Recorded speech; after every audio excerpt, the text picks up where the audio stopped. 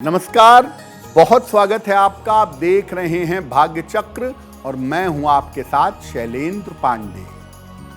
ज्योतिष में ग्रहों के संबंध से, ग्रहों की स्थिति से राजयोग बनते हैं और अगर कुंडली में राजयोग होते हैं तो ये व्यक्ति को विशेष बना देते हैं।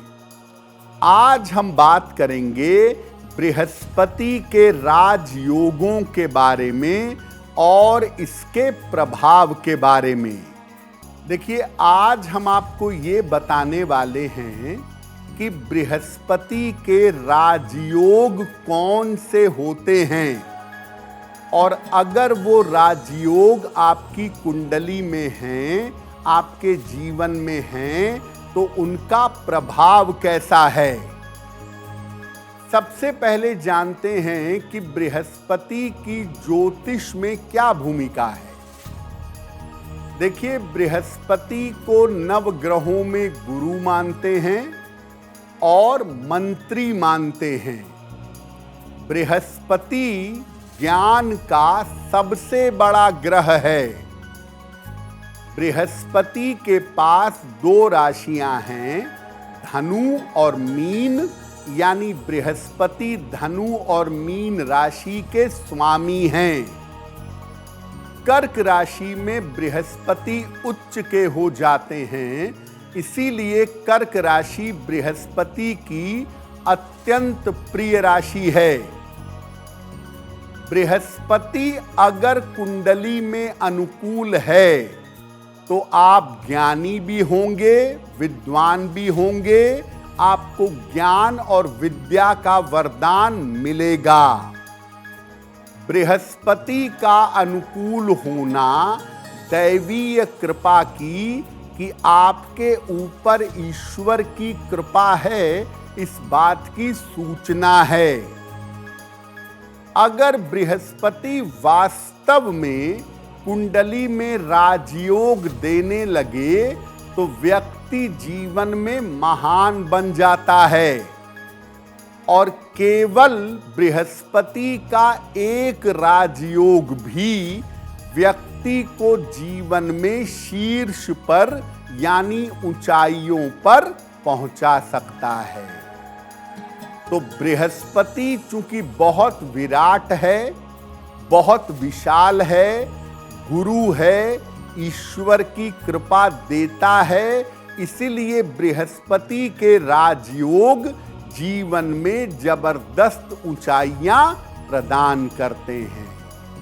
देखिए, वैसे तो बृहस्पति के बहुत सारे राजयोग ज्योतिष में बताए गए हैं, लेकिन हम आपको 3 ऐसे राजयोगों के बारे में बताएंगे जो बड़े प्रोमिनेंट होते हैं और बड़ी सफलता से आप उसको देख सकते हैं।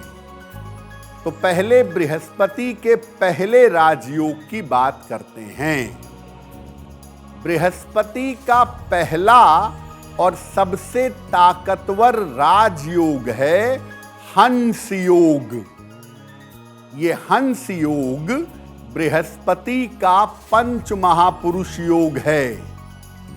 बृहस्पति जब कुंडली में कर्क राशि में, धनु राशि में या मीन राशि में हो और लग्न से केंद्र में बैठा हो तो हंस नामक योग बन जाता है।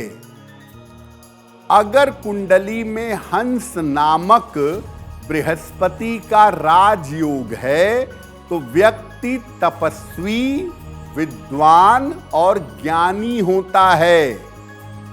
ऐसे लोगों को बिना प्रयास के जीवन में नाम, यश और सम्मान मिलता है।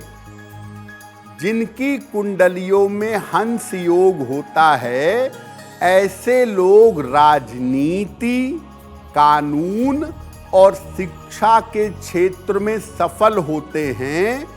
धर्म के क्षेत्र में, ज्ञान के क्षेत्र में अद्भुत सफलता प्राप्त करते हैं। जिनकी कुंडलियों में हंस योग होता है, उनके ऊपर ईश्वर की विशेष कृपा देखी जाती है। आम तौर पर ईश्वर इनके ऊपर विशेष कृपा करते हैं। इनको हमेशा अहंकार से बचना चाहिए।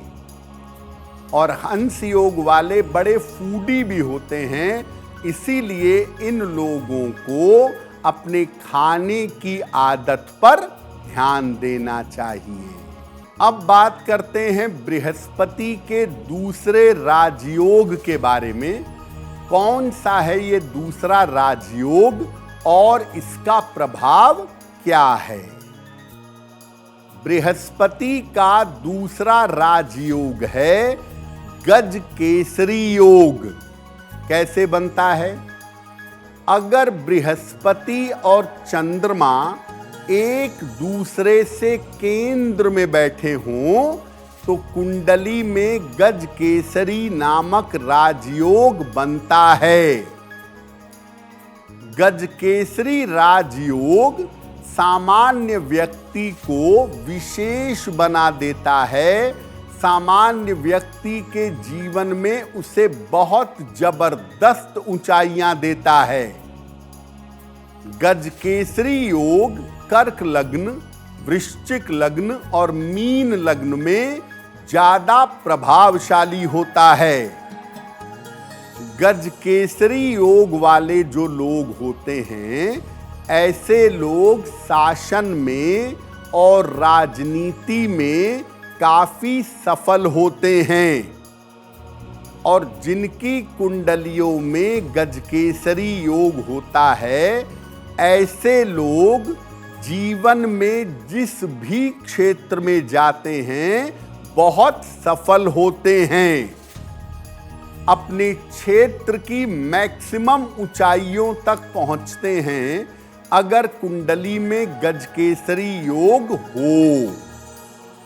इस योग के होने पर व्यक्ति को शिव जी की उपासना करनी चाहिए। अगर कुंडली में गज केसरी योग है तो शिव जी की उपासना से लाभ होता है। और गज केसरी योग हो तो सलाह लेकर एक पीला पुखराज धारण करना चाहिए, उससे लाभ होता है। तो बृहस्पति के दो राजयोग हमने आपको बताए, हंस योग और गज केसरी योग। बृहस्पति का तीसरा राजयोग कौन सा है? देखिए, बृहस्पति का तीसरा राजयोग बृहस्पति के बैठने से बनता है। केंद्रस्थ बृहस्पति, यानी बृहस्पति अगर केंद्र में बैठा हो। कहा जाता है किम कुर्वन्ति ग्रहा सर्वे यस्य केंद्रे बृहस्पति मत्त मातंग यूथानाम भिन्नतो कोपि केसरी। यानी सारे ग्रह भी अगर खराब हों और बृहस्पति केंद्र में अनुकूल बैठा हो तो कुंडली के समस्त दोषों का नाश कर देता है। बृहस्पति केंद्र में काफी मजबूत माना जाता है और उसमें भी 4 केंद्र हैं, लग्न, चतुर्थ, सप्तम और दशम। अगर लग्न में बृहस्पति बैठ गया तो वो दिग्बली हो जाता है, अत्यधिक शक्तिशाली हो जाता है। और लग्न में बैठा हुआ बृहस्पति या केंद्र में बैठा हुआ बृहस्पति कुंडली के तमाम दोषों को नष्ट कर देता है। केंद्र का बृहस्पति सामान्यतः व्यक्ति की आयु लंबी कर देता है और ज्ञानी बना देता है। केंद्र में बैठा बृहस्पति एक वरदान है आपके लिए कि आपके ऊपर ईश्वर की कृपा बनी हुई है और पूर्व जन्म में जिनके कर्म शुभ होते हैं, जिनके ऊपर कर्मों का दुष्प्रभाव नहीं होता, उनकी कुंडलियों में ज्यादातर केंद्र में बृहस्पति दिखाई देगा।